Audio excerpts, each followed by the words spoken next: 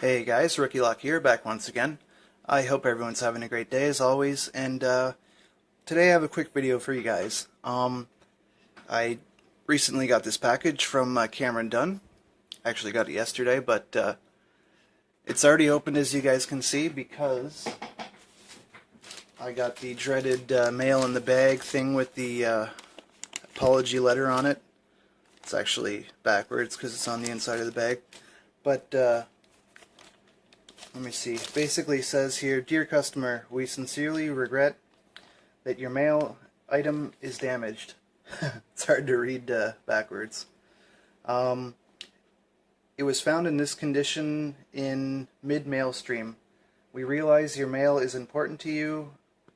We're always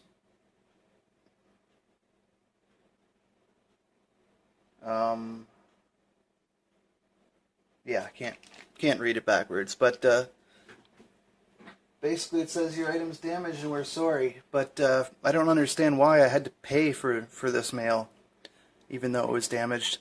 Might be a custom side of it. I don't know. Maybe the declared amount was more than a certain amount. I had to pay tax on it. I have no idea. I'm gonna look into that. I have a buddy that works at the post office.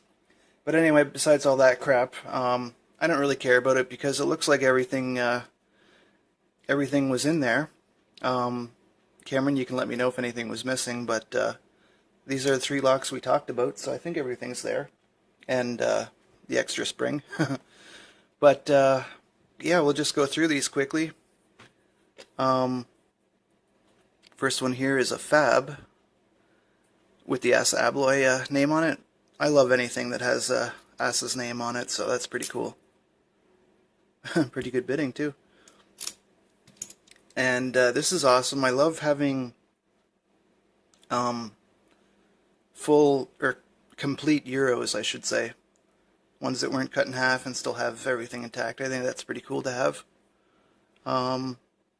It's a Vachette by Asa Abloy, which again, that's awesome. Works really smooth. And pretty good bidding on that one too.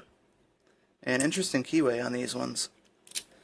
But the lock that started everything, this Mul-t-Lock here, Cameron realized that I didn't have one and I really wanted to get in on Bobby's giveaway there.